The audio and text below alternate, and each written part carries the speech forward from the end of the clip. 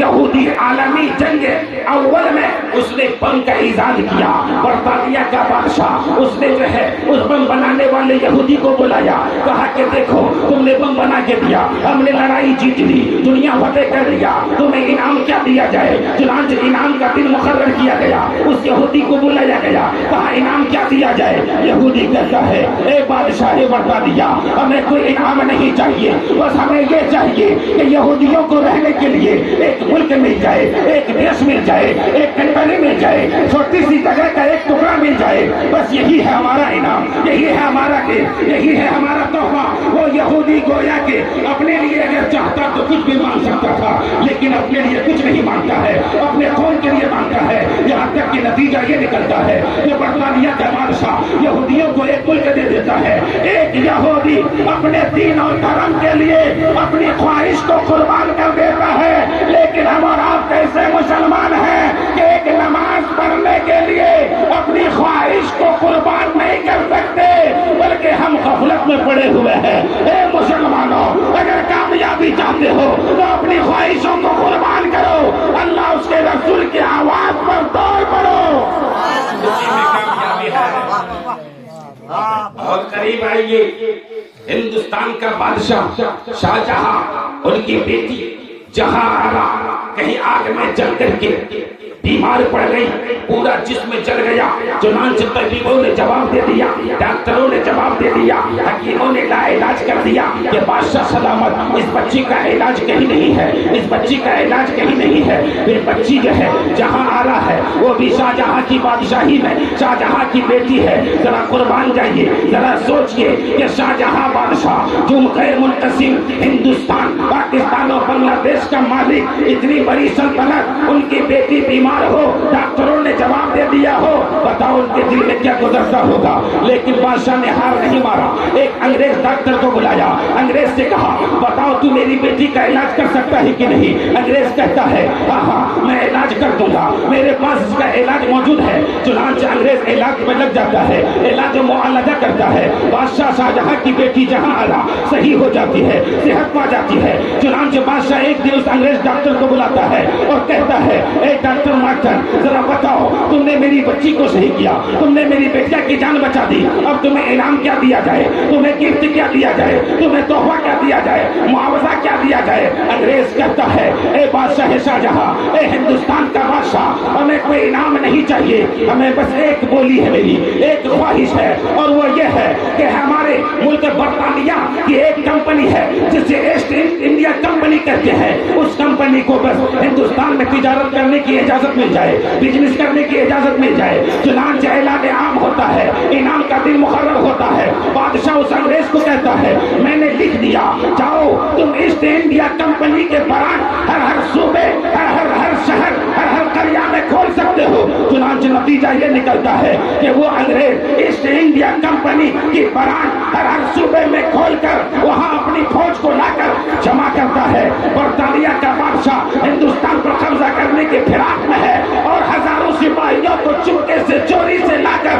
ہندوستان میں کوفے میں لا کر گھسا کر اس نے جو ہندوستان کی کمر توڑنے کی کوشش کی، یہاں تک کہ بنگال کی سرزمین میں جو کہ پہلی لڑائی واقع ہوئی، پھر ٹیپو سلطان کے ساتھ لڑائی واقع ہوتی ہے۔ اس طرح سے ایسٹ انڈیا کمپنی جس انگریز نے ہندوستان میں منظور کروایا تھا، اس کمپنی کی وجہ سے مسلمانوں کا تختہ پلٹ گیا، اور آج عالم یہ ہے کہ مسلمان کہیں کا نظر نہیں آ رہا ہے۔ ذرا بتائیے کہ مغل بادشاہ کا آخری شہنشاہ حضرت بہادر شاہ ظفر، جن کے سامنے جن کے دونوں بیٹوں کی لاش کو دشت پر لا کے پیش کیا گیا اور کہا گیا کہ اے بہادر شاہ ظفر دیکھ، یہ دشت میں تھال میں تمہارے لیے ناشتہ ہے۔ جب ڈھکن اٹھایا گیا تو اس میں دونوں بچوں کی لاش پڑی ہوئی تھی، دونوں بچوں کے سر کٹے ہوئے تھے۔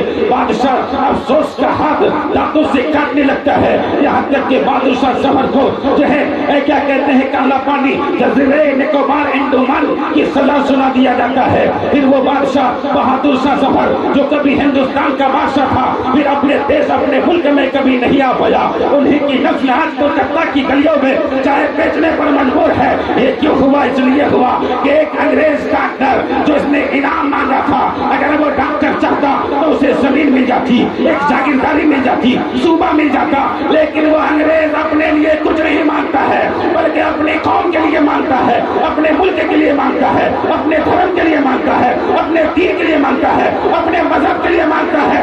ایک انگریز جب اپنے دین اور دھرم کے لیے اپنی خواہش قربان کرتا ہے تو پھر وہ انگریز کو جو ہے انگریزوں کو ہندوستان کا بادشاہ بنا دیتا ہے. لیکن اے مسلمانوں ذرا دیکھو, خلفائے راشدین نے ایسی قربانیاں پیش کی کہ ان کی قربانی کے بدولت مسلمانوں کا پرچم ہر جگہ لہراتا ہوا نظر آنے لگا, اور مسلمانوں کا پرچم لہراتا ہوا نظر آنے لگا.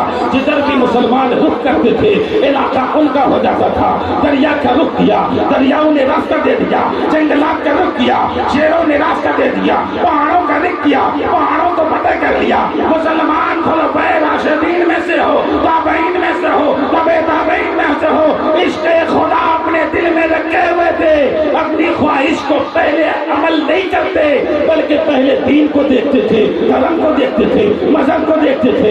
اس لیے ہے مسلمانوں, اگر اپنے قوم کے لیے کچھ کرنا چاہتے ہو تو تمہیں کہیں جانے کی ضرورت نہیں ہے. اپنی مسجدوں میں 5 وقت کی نماز پڑھ لو, یہی تمہارے لیے بھی کافی ہے, مذہب کے لیے بھی کافی ہے.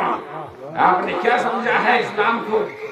ہم اور آپ بس کھا رہے ہیں, جی رہے ہیں, اس کے سوا ہمارے اور آپ کے پاس کیا ہے؟ اگر دیکھا جائے تو کچھ نہیں ہے. سامعین کرام غیر کو دیکھیں, آج غیر ویسے ہی مسلمانوں کو مٹھی میں کسے ہوئے نہیں ہے, ان کی پلاننگ ہے, برسوں کی پلاننگ ہوتی ہے. آپ سوچ رہے ہیں کہ ہم اور آپ کے لیے اللہ ہی کافی ہے, یقیناً اللہ کافی ہے, لیکن اللہ نے یہی بیان فرمایا ہے یہ دنیا مسبب الاسباب ہے. اپنے اسباب کو ہاتھوں سے جانے مت دو, یہ انسان کی فطرت کا تقاضا ہے. ہاتھ پر ہاتھ باندھ کر کے کھڑے مت رہو بلکہ کوشش کرو. جب تمہاری کوشش ہوگی تو اللہ کی مدد ہوگی, جب اللہ کی مدد ہوگی تو تمہاری کامیابی ہو جائے گی. آپ مسلمان پیدا ہوئے, آپ کو مسلمان بنایا گیا, آپ کلمہ پڑھتے ہیں, آپ نماز قائم کرتے ہیں, لیکن یہ بتائیے آپ نے اپنے قوم کے لیے کیا کیا, آپ نے اپنے مذہب کے لیے کیا کیا, آپ نے اپنے دین کے لیے کیا کیا, آپ نے اپنے دھرم کے لیے کیا کیا؟ ذرا دیکھو, غیروں کا جائزہ آپ کے لیے آج کے دور کا عالمیہ ہے کہ روز دیکھ رہے ہیں کہ کہیں نہ کہیں کسی ہمارے ہم مذہب بھائی کو مارا جا رہا ہے, پیٹا جا رہا ہے. لیکن ہم اور آپ مسجدوں کا رخ کرنا ہی نہیں چاہتے, نماز قائم نہیں کرنا. آپ سے بھی گزارش ہے کہ آپ بھی اپنی زندگی میں بدلاؤ لائیں, توبہ استغفار کریں, اللہ کی بارگاہ میں جھکائیں, کیونکہ یہی زندگی کا اصل مقصد ہے. اور نماز ہی ذکر الہی ہے اور بہترین وظیفہ ہے اور بہترین اللہ تعالیٰ کا ذکر ہے. اس لیے اس کو آپ بجا لائیں, اس پر قائم رہنے کی کوشش کریں. جہاں بھی غلطی ہوئی ہے بولنے میں, کہنے میں, اللہ تعالیٰ سے دعا ہے کہ معاف عطا فرمائے.